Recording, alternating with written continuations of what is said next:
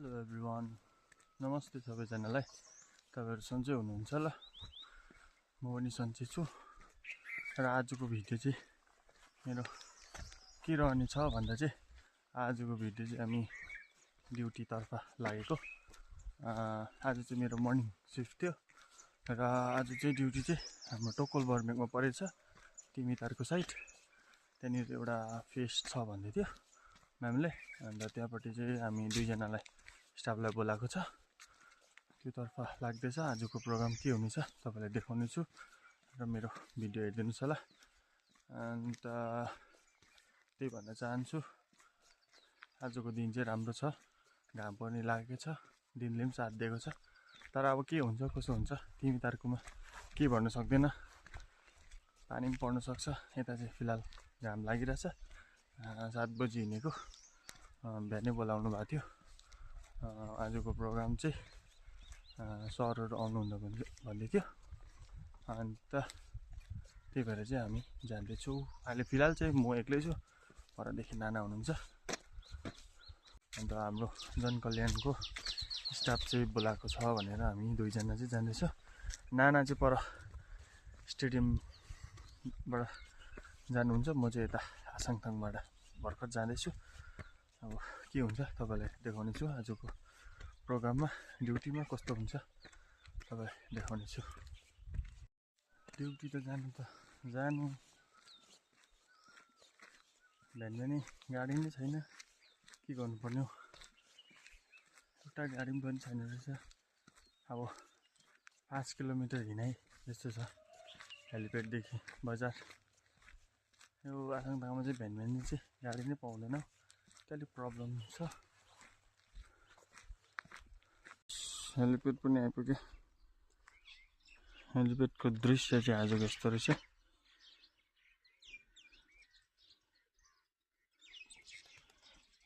आसाङथाङमा चाहिँ हिजो मात्रै पानी परेको, आज घाम लाग्यो। पानी पनि सिमसिम मात्रै आउँछ। यता चाहिँ आसाङथाङतिर चाहिँ पानीको धेरै कमी छ। पानीको चाहिँ मोस्ट अफ पानीकै कमी छ हो। फिलहाल चाहिँ म हेलिप्याड टक्कै पुगेर चाहिँ अब हेलिप्याडदेखि चाहिँ जाँदैछु। गाडी पाउँछ कि पाउँदैन थाहा छैन मलाई हो। गाडी पाएन भने चाहिँ आजको प्रोग्राम चाहिँ क्यान्सल पाउँछ होला सायद। स्ट्यान्ड चाहिँ आइपुग्यो तर मान्छे छैन। आसाङथाङ स्ट्यान्ड आइपुग्यो, मान्छे छैन।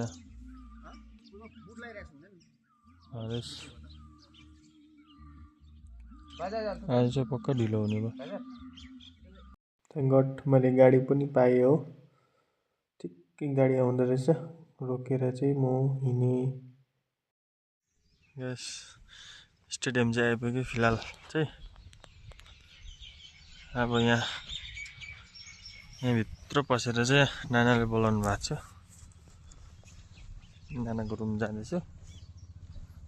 आज टाइम रहेछ भन्यो, अन्त त्यही यसमा चाहिँ नानाको रुम जाँदैछु।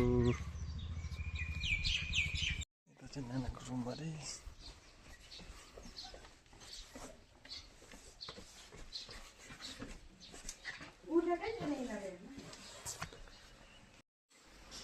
नानाको रुममा चाहिँ यस्तो हुँदो रहेछ।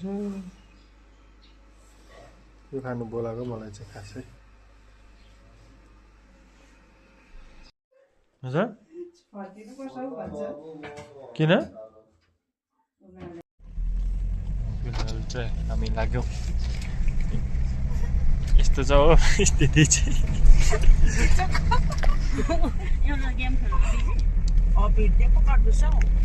स्टाफ मान्छे जस्तो सुतेर जानु।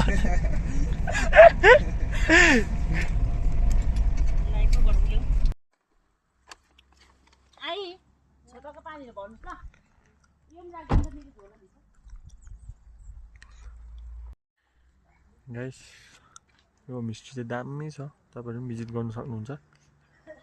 यहाँ अप्पर तिमी पर्छ। तपाईँहरू इन्जोय गर्नु छ भने चाहिँ यहाँ यो रिसोर्टमा आएर गर्नु सक्नुहुन्छ। यो चाहिँ तिमी जाने बाटो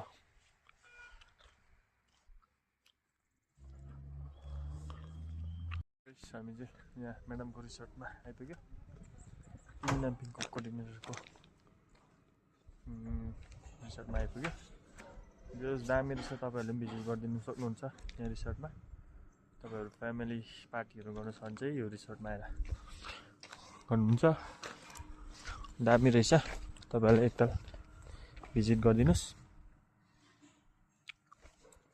भर्खर 1 मन्थ भएछ यो तिमीतारको जाने बाटोपट्टि दामथाङदेखि भित्र देखाउनु चाहिँ तपाईँहरूलाई। वाउ दामी यस्तो भित्र छ। तपाईँहरूलाई टेन्ट पनि एभाइलेबल हुन्छ, स्टे गर्दै आउनुभयो नि। दामी यो चाहिँ पछाडि तपाईँहरूलाई यहाँ चाहिँ के छ भन्दा चाहिँ पुल रहेछ। माछा चाहिँ छैन रहेछ, पानी मात्रै हालेको रहेछ। तपाईँहरूले माछा चाहिँ छैन, फिस चाहिँ छैन रहेछ। दामी छ जग्गा जे होस्। यो चाहिँ पछाडि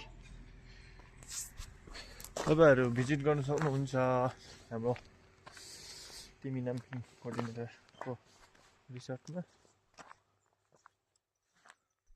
भ्यू चाहिँ दामी देख्दो रहेछ यहाँबाट। यता चाहिँ राबुङला पर्छ, यता देख्दै हुनुहुन्छ याङगाङ, यतामाथि बालीढुङ्गा, यो पर चाहिँ पुत्तली भिर।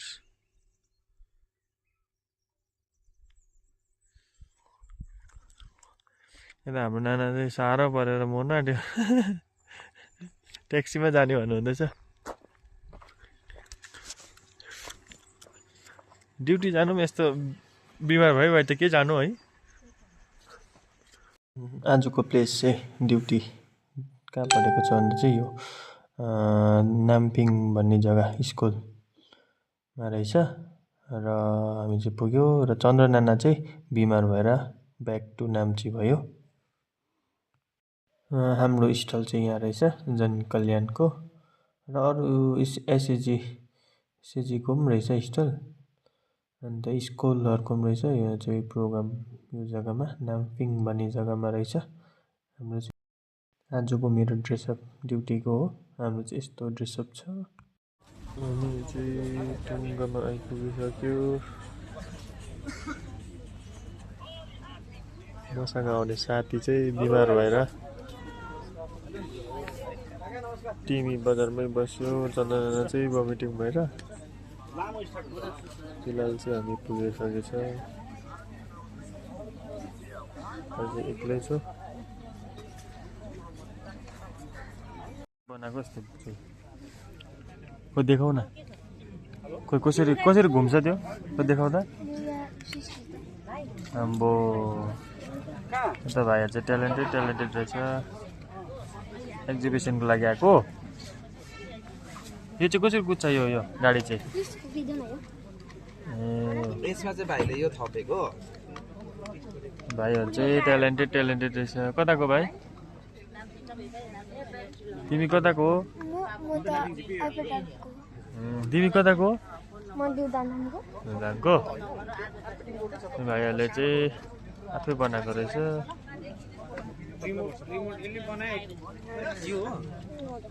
अरूहरू पनि देखाउ न। दुईटा मात्रै हो? दुईटा मात्रै? खोइ देखाउ न। बनिएको छ त्यो? ए यहाँ चाहिँ दामी बनाएको रहेछ। पानी चाहिँ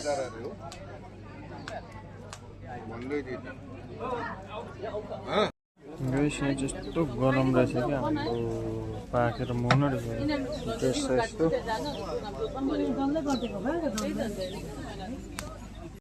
ल सिङताममा चाहिँ होली चाहिँ दामी मनाउँदो रहेछ भाइहरूले। पुलिस यता हाम्रो बहिनीहरू चाहिँ होली खेलेर पनि नुहाइसकेछ।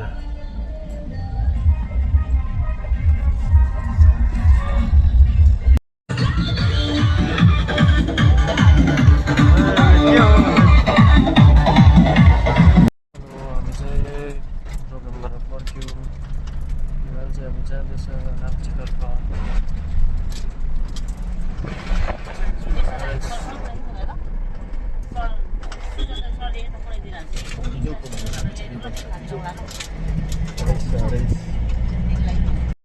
चाहिँ ड्युटी सकेर फेरि बिहानकै रिसोर्टमा आइपुगेँ। थ्याङ्क यू सबैजनालाई मेरो भिडियो हेरिदिनु भएकोमा धेरै धेरै धन्यवाद। र म भिडियो लिएर आउनेछु राम्रो राम्रो योभन्दा पनि। थ्याङ्क यू एभ्री वान हेरिदिनु भएकोमा भिडियो।